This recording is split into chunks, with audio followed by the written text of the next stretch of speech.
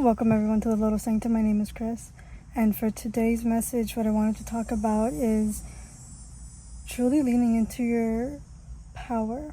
And I know that this is something that I've been speaking about for some time now. And the thing is, it's like this is a continual accumulation of fully leaning into your power, of understanding and seeing the little nuances that you may have not noticed, and leaning into those places that truly do enliven you, and seeing that, becoming aware of where you have let go of your power, where you have given it away for someone else or something else, and thinking that the exchange and the offer that you have, the value that you have for exchange isn't substantial. And so I feel like this time I'm really focusing on that, is leaning into how you can see your inherent worth. And when I say by inherent worth, I mean there is this internal knowing, an internal natural way of being that truly does lean into your power, into your magic. And it's the surrender of setting an intention for what you want to experience, what you want to have, to articulate it, and then to have the courage to go through the depth, to go through the challenge, and take a look at what is presenting itself. The power, the exchange, the dynamics that you've had, to have the courage to clear up everything that has presented itself, and to forgive yourself and to forgive others around you for showing up with the knowledge and information that you had then. Because at a certain point when we were younger, we've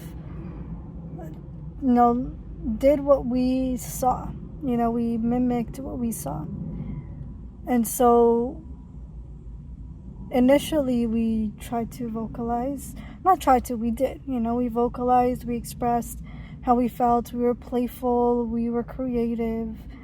And then somehow it just started getting stuck and stagnant. These habits, these perceptions, our dreams, we started taking our external reality for face value.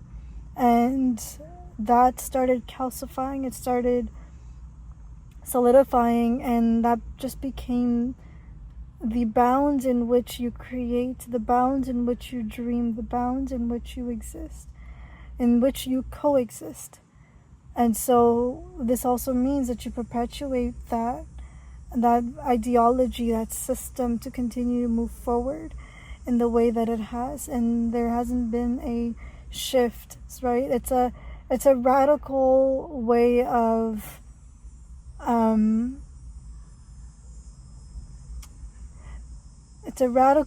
standing for what you believe in, right? And to know that what you believe in is what you embody, and what you embody is what you've seen, what you've inhabited, and what you embody is what you dream.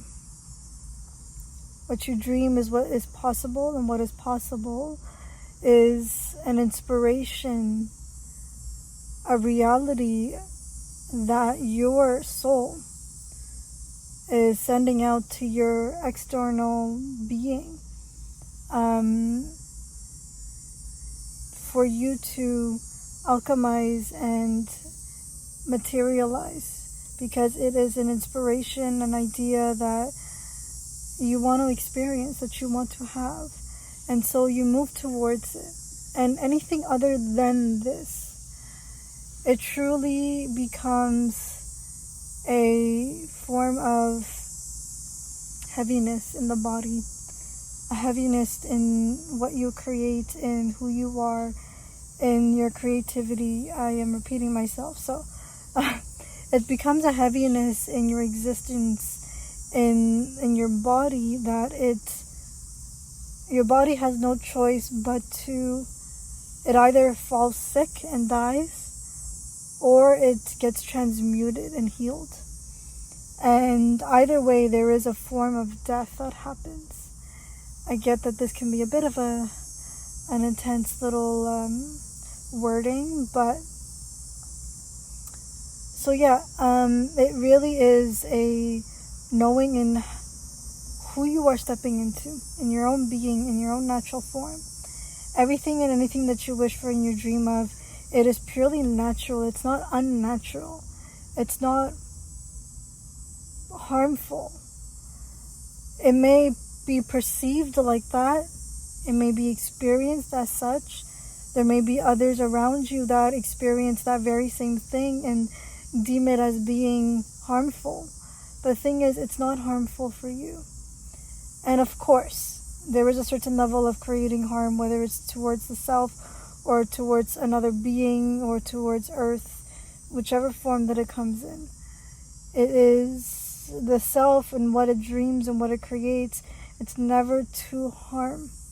The true self, the true expression, is always there to create and express for the betterment of the whole of society, of the whole of expression, of the whole of life. And the whole of life is what is naturally embodied within the self on a cellular level, and nothing other than is true. Nothing other than comes to life. Nothing other than moves through the earth. And so when you tap into the self and become truly what you are designed to be, who you are designed to be, you are expressed in the most fullest light possible. Who you are, what you express, what you desire, it's the ability to sit with the guilt and the shame that you have. The grief that you may hold in your body, to notice that at one point in your life you didn't experience such pain and all of a sudden you are. It's this chronic pain, and it's telling a story. It's telling you what you've experienced, what you've lived through, what you've moved yourself through, and what you continue to move towards. It can inspire you, it can transform you, and it can completely change the way you live and move through life. Your pain can be as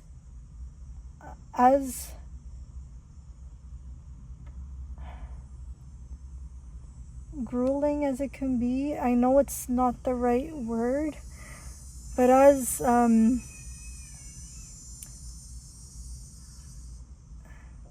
it's like as immobilizing as your pain can be, it also is an invitation for you to dream, for you to envision.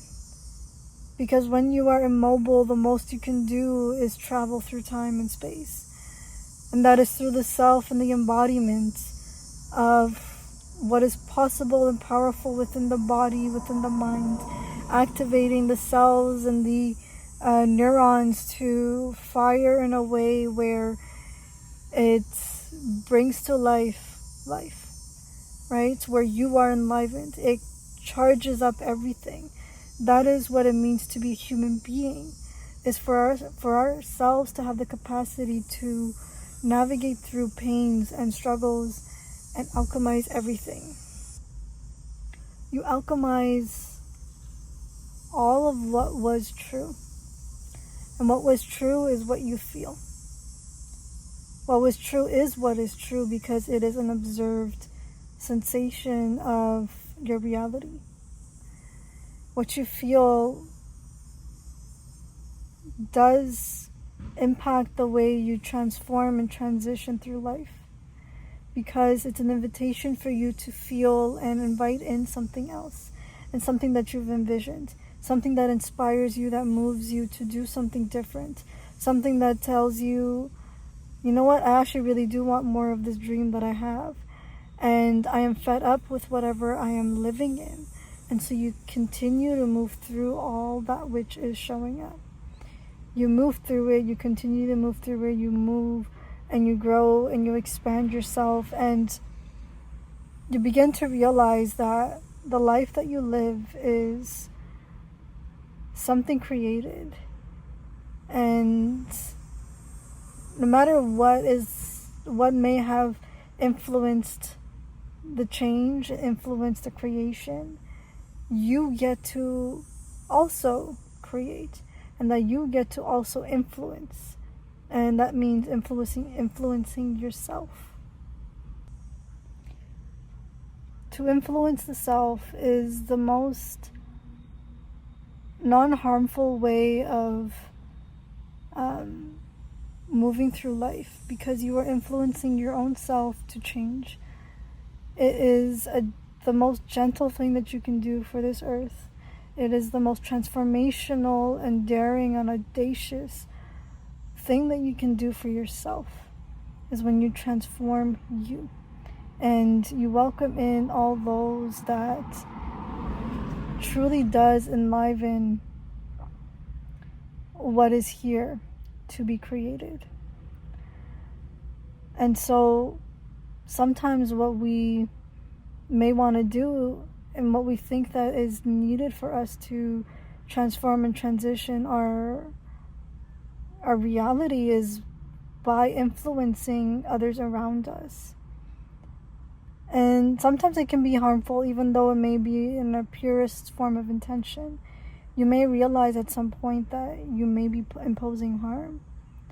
And there's something that I even do for myself, is every morning I set an intention, I set a prayer where I ask for forgiveness for the harms that I do knowingly and unknowingly, and to move towards a place where I can be more conscious and aware of the impact and the influence that I have around me.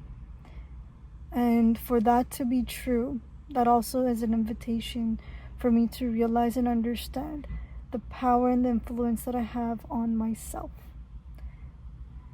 And to acknowledge the power that you have is to acknowledge the self. To acknowledge the self allows you to impact and leave behind a legacy. And the legacy that you leave behind could be better humans,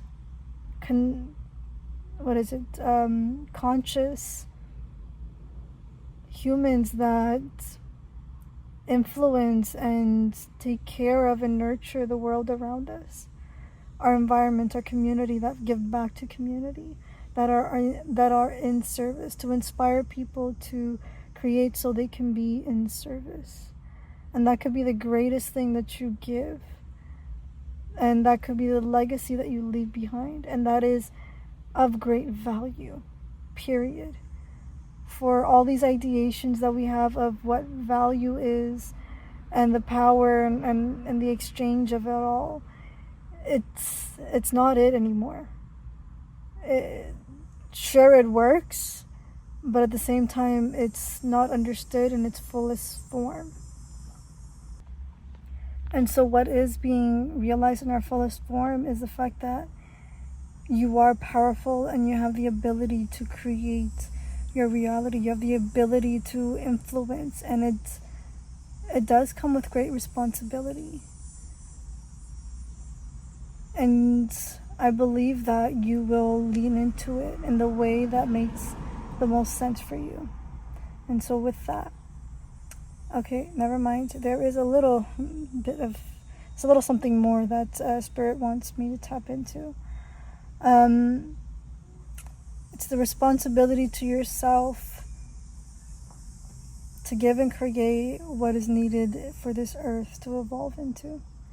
You are being influenced in the best way possible for the betterment and enlivening of yourself and of the society and of our species, of all species, to allow us to thrive in the best way possible, to bring back to normalcy the wildness that exists and to not tame it.